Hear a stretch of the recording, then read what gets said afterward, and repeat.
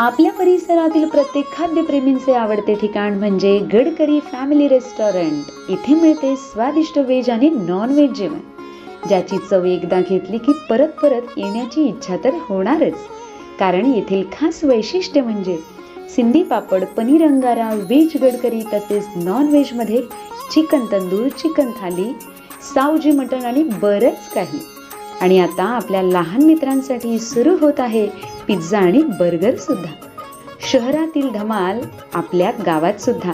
तर मग नक्की या आपल्या मित्रमंडळी तसेच कुटुंबासोबत व साजरे करा आनंदाचे क्षण।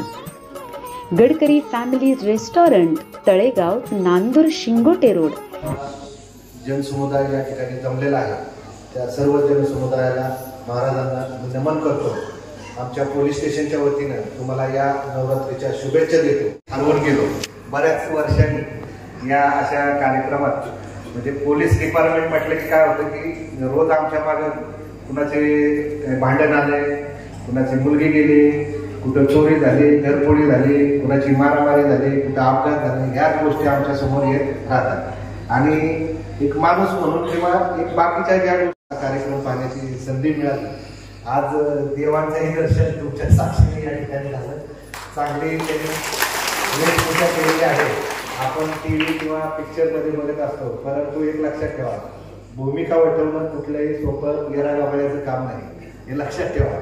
जेव्हा इथं येतात लोक तेव्हा पाय लटपटतात। ही कथा सांगणं हे सुद्धा सोपं काम नाही। लोकांच्या समोर जाऊन लोकांना मंत्रमुग्ध करणं, आपल्या भाषणानं, आपल्या कीर्तनानं, आपल्या प्रवचनानं लोकांना मंत्रमुग्ध करणं कुणाचं बी काम नाही।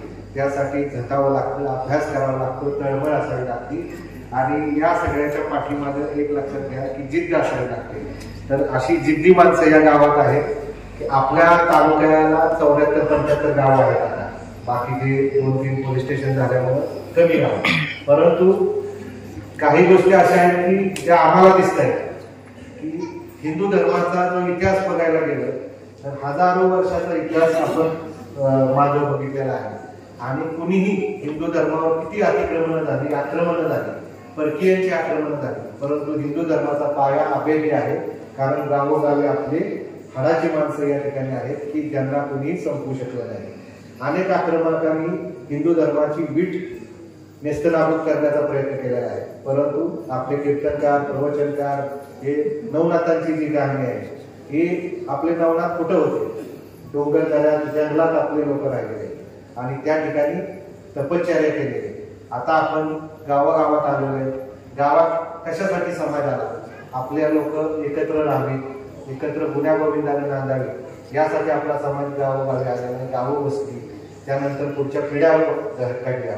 तर आपलं काम आहे की आपला जो एकोपा आहे, त्या देवीच्या साक्षीने तुमच्या गावाचा एकोपा जसा आहे तसा आपल्या संगमनेर तालुक्याचा एकोपा जपावा सगळ्यांनी, अशी मी या ठिकाणी प्रार्थना करतो।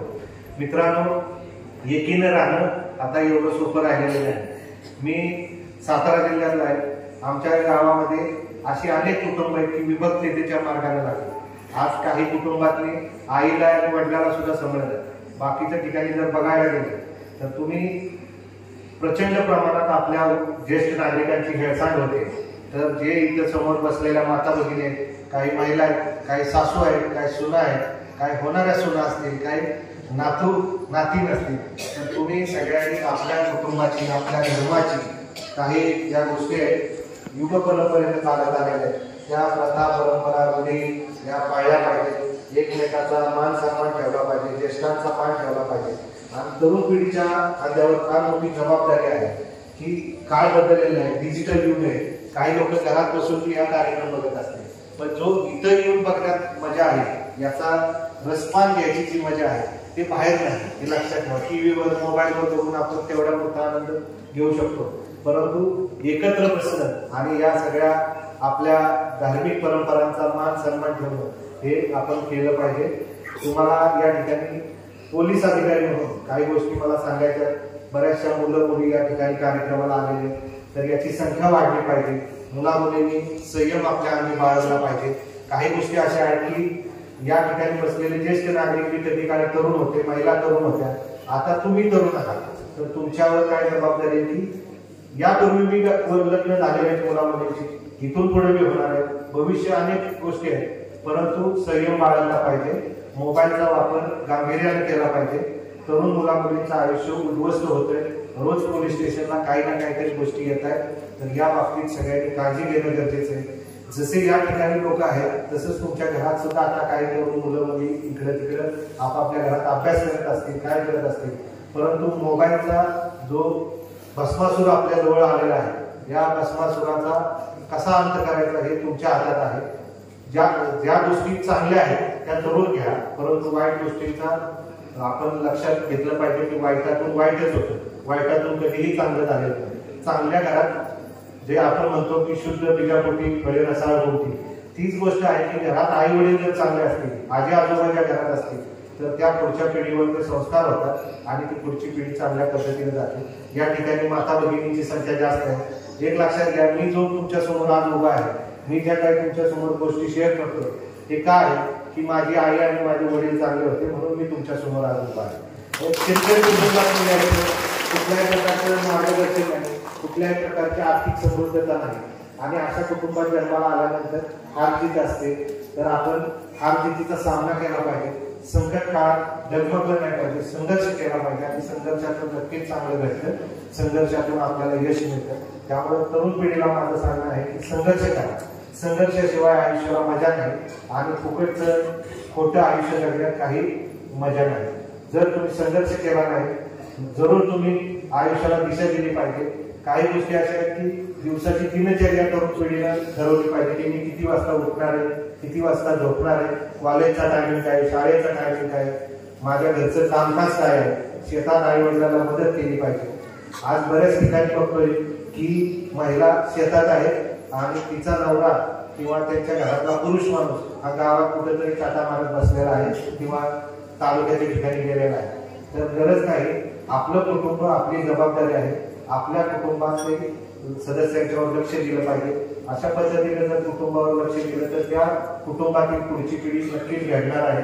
पुढे जाण्यासाठी एकच संघर्ष केला पाहिजे. आणि आता जवळपास 10-15 हजार पदांची भरती निवड पोलीस दलात होणार आहे आणि राज्य शासनाचे जवळपास 65,000 वेगवेगळ्या डिपार्टमेंटची भरती आहे. तर तुमच्या गावातल्या तरुण पिढीला माझं आव्हान आहे, कुणाला काही अडचण असेल, आर्थिक अडचण असेल, ती सुद्धा आम्ही आमच्या पद्धतीने माझ्या पद्धतीने मी केली. त्याला पुस्तक पाहिजे, सगळं हाताने. मी काही मोठा करोडपती व्यक्ती नाही. मला ज्याला वाटतं की मदतीचं आव्हान करतो यावं आणि त्याचं जे काय लागतंय पुस्तक पाणी द्यायचे काम माझं आहे, मी देणार म्हणजे देणार. पण कोणतरी तरुण वर्गात तरुण मुलगी आली पाहिजे आणि सर मला हा अभ्यास करायचा आहे, मला ही परीक्षा द्यायची, मला मार्गदर्शन करा. हजारो अकॅडमी आलेले आहेत, पुणे मुंबई ठिकाणी क्लासेस चालू आहेत, त्याचा लाभ घ्या. आमच्या काळात किंवा आमच्या अगोदरच्या पिढीला असं कुठलेही नव्हतं, सोर्स नव्हता, कुणाला विचारायचं, लोक बोलत नव्हते. आपण खुल्या दिल्यानं त्या मुलामुलींना मार्गदर्शन करू, पण त्यांनी संघर्ष केला पाहिजे. या जगात फुकटचं नाव कुणीही मोठा होत नसतो, हे यश तात्पुरतं असतं. संघर्ष केलेलं यश हे नक्कीच आपल्याला आनंददायी असतं. आपण संघर्ष करतच राहिला, संघर्षात एक वेगळी मजा आहे, लक्षात ठेवा. आणि ज्या वेळेला आपण संघर्ष करून यश मिळवतो त्या यशाची जी चव आहे, त्या यशाचं जे आयुष्यात मिळालेलं सुख आहे, त्याची तुलना कुणाबरोबर होऊ शकत नाही. चोरा प्रमाणे आपलं आयुष्य नसावं. कुठल्या तरी भंपक माणसाच्या साथ संगतीत राहू नका. कुठल्याही चुकीच्या प्रवृत्तीच्या संगतीत न राहता या ठिकाणी तुम्ही जमलेला आहे, याची अजूनही मंडपात जागा बसायला अजून काही लोक असतील जे लांबून लांबून येतील, चुकीच्या मार्गावर गेले असतील, तर त्यांनी परत एकदा या रस्त्याला आलं पाहिजे आणि आपल्या गावाचं नाव आपल्या तालुक्यात, जिल्ह्यात, राज्यात, देशात कसं जाईल आणि एक नाथ संप्रदाय आहे त्याच्या भरभराटीला, वाढीला चालना कशी मिळेल यासाठी सगळ्यांनी प्रयत्न करावा. तुमच्या गावाला मी या ठिकाणी शुभेच्छा देतो. खरं तर मला अजून काही गोष्टी तुमच्या समोर करून तुमचा कार्यक्रम माझ्यामुळे व्हायला नको. मोबाईलच्या बाबतीत काळजी घ्या. ज्या वेळेला मोबाईलचं सायबर फ्रॉडचं प्रमाण खूप आहे, तर जो मोबाईल तुम्ही वापरता त्याच्यावर अननोन आलेला मेसेज तुम्ही कधीही त्याला क्लिक करू नका, लाईक करू नका. एपीके फाईल्स म्हणून येते, शेतकऱ्यांना फसवलं जाते, तरुण मुलामुलींना नोकरीच्या निमित्तानं फसवलं जाते. कुणाला तरी बचत गटाच्या महिला या ठिकाणी असतील, त्यांना कर्ज मिळणार आहे, जनधन खाती अकाउंट उघडलेले या खात्याचा फ्रॉड होतोय तर आपल्या अकाउंटला बँकेत जाऊन चेक करा. परंतु एपीके फाईल्स वेगवेगळ्या अकाउंटवर येणारे फेसबुक व्हॉट्सअपचे अननोन व्यक्तीचे मेसेज ओपन करू नका, त्याचे बळी ठरू नका.